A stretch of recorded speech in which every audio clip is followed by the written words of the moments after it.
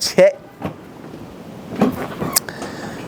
2024 Spotify release strategy. It's kind of windy out, man. Spotify release strategy. For those that don't know me, my name is Nick. I am an independent artist with, give or take, 4 million monthly listeners on Spotify. And I just like to chat with you guys about strategy and what I think works and what I think doesn't work with trying to grow your music career. So, Spotify release strategy. What I'm doing, and what I really think is best for most people to do, is release frequently. The smartest thing I think you can do is to release frequently. And I think most people's gripe, I guess there's probably a few gripes. One of them would be, I can't afford to make music that often. It's too expensive. Another gripe might be, I don't want to overwhelm the listener with too frequent of releases. You know, you don't want to have your listener grow tired of your music. And maybe there's more gripes, I'm not sure. But to the listener grow tired one, or you don't want to overwhelm the listener, what I would say is, I'm the perfect example of it being the opposite.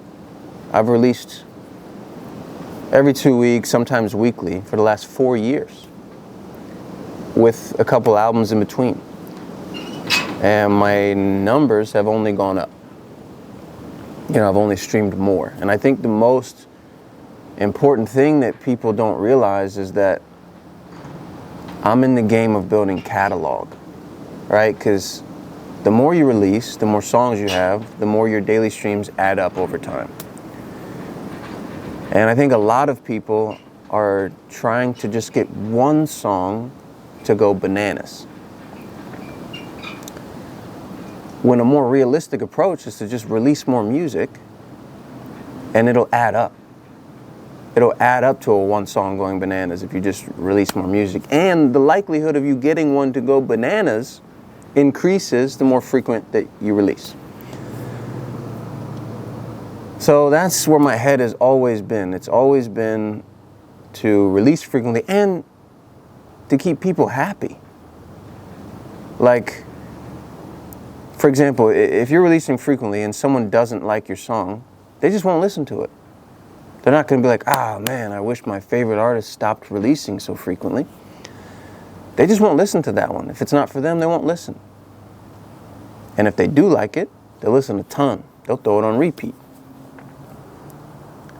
So, I don't know. And if you're an artist who doesn't have many listeners, and you're saying to yourself that you don't want to overwhelm the listener with releases,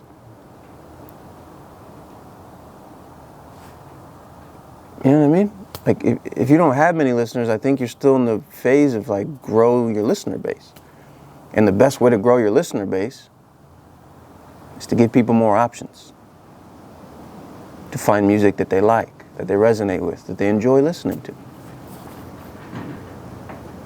I don't think you can overwhelm a listener. I think people consume and digest and move on from content so quickly that I think people just would be happier if they had another option.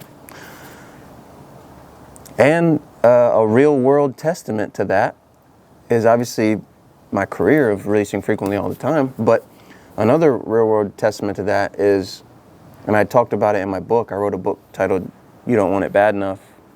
And I'll put it in the description if you want it. But I talked about it in my book where I had a song start to go viral in January with content that I was making on TikTok. January of 2022. And it started to go viral. And immediately what I did was release a new song. Because people in the comments, they'll say, I love this song, release more, release more. And I think most people make the mistake of trying to run one song into the ground when what people is more. They tell you, like, you have built-in feedback in your comment section. And all you have to do is listen. I think most people just think they know best when the people are telling you what they want. The listener's telling you what they want, and you just got to give it to them. I think people just overthink this thing so much. I think if you just create a ton, get your reps in, you'll get better over time, and it'll become easier to be good more consistently. And you'll miss less. Like, you'll have less bad songs. You'll just be making better songs more often, which will make you more excited and more energetic to release them. So that's one side of it. The other flip side to what the other gripe was that I can't afford it. And I'm going to change scenery for that. Focus. And to the gripe of I can't afford it, what I think is happening is most people are spending entirely too much money on releasing music. There's a ton of more affordable ways, and I'll talk about that probably I'll make a different video on how you can release music more affordably so that you're not spending so much when you're trying to release. All right, what else do we got? And I've talked about this before, but I think people are relying too heavily on playlists. For example, like I said, I have around 4 million monthly listeners right now, and I'm still doing about 1 million streams every day, and 2% of the 1 million streams that I do every day come from editorial playlists. I think people are still just trying way too hard to get into editorial playlists. They think it's gonna change their life or change their career. It's like, there's 1 million songs uploaded every week, and every one of those people are also trying to get into editorial playlists. And there's only so many playlists. There's only so many songs that fit in each playlist. So I think that's the wrong game. I never cared about like when I go in and I pitch a song, sometimes I'll tell a joke, sometimes I'll say, hey, how you doing? Hope you're well. And I just go into pitch so that I get Release Radar. Release Radar goes out to the people that already follow me on Spotify. But I'm not trying to if I get a playlist, that's awesome, that's a bonus. But it's not my goal. My goal is never to get playlists, because you know who's in playlists? Random casual listeners, right? Not fans. The people in playlists don't care about your next release. They don't care about, I don't know, man. They don't care about you. And the best way that you can get people to care about you, unfortunately, is to post more content. Now, I know a lot of the more artsy artists, right? A lot of artists don't like making content. They don't want to post content. And I get it. I get it.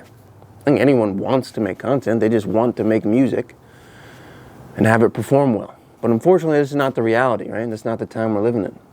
Especially if you're an independent artist with no budget.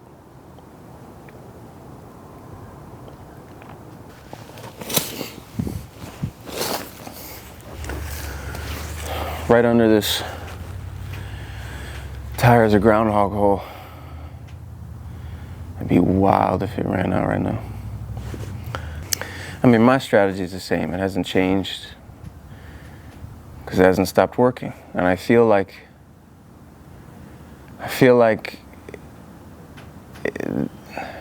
I don't think it's going to change. Like, I think that's the game. Like, you work really hard, you release a lot of music, you create consistently, and eventually something works. Now, if you're an artist that just really, really wants to do an album, you love the idea of conceptualizing a project, I still personally don't think that it's the best way to grow as an artist, right? Those are great things for an already established artist. But if you are that kind of artist, I think the best way for you to go about it would possibly be waterfall releases. And what that is you release a single, and then you release another single that's attached to the same single, so it'd be like a double single. And you do it again. I don't know how many you can do inside one, but you can also just release a single once a week for 10 weeks and then put them all onto a project. There you go. but you did it in a way that's more beneficial for the algorithm. Yes, the algorithm. And also, like, okay, Release Radar. Release Radar is my best friend currently, right? I have like 350 or 60 or 70,000 followers on Spotify. So I love Release Radar. I can just release a song, not tell anyone it's there, and it'll still perform really well. For example, I released a Christmas song last week. I submitted the song for release on Sunday. I pitched the song on Tuesday night, and it came out Thursday night at midnight. So all of it within less than a week's time. And the only reason I pitch songs, really, like I said, is to get my Release Radar. And that song on the first day did 116,000 streams. And I didn't tell anyone it was there. I didn't announce it. It just did 116,000 streams because of the people who follow me on Spotify. How did I get that many followers on Spotify? Just from making a ton of content over the last few years. But what I was talking about with the algorithm was, I think that because I release frequently and people expect my releases, I'm at the top or somewhere near the top of people's release radar. Because I release frequently, I'm in the release radar, and they know it's coming and they check it out. So, and if they check it out and they like it, they'll put it in their own playlist. They'll listen to it again, they'll save it. If they check it out and they don't like it, they won't. It's no skin off my back, it's no skin off theirs. So I think your strategy should be that you just stop overthinking the whole process. Don't bank on playlisting. You don't need to pitch your song 3 to 4 weeks in advance, 5, 6 weeks in advance. Because why? Because you waste all that valuable time. You waste 3, 4, 6 weeks between releases, and people they're in between releases, they're already forgotten you even make music. Right? It takes too long. You have to be constantly in front of people. That's how I've always felt. That's why I share with others, and it seems to work with them too. There's a lot of artists that kind of apply this stuff, and the response from my book has been incredible. People who read my book, they change their strategy, and the stuff just starts, I don't know, it's a more practical approach to making a living making music. It's a different goal system, right? It's the goal here is not to be, one of the biggest artists in the world. The goal here is to just make a living doing something we love, right?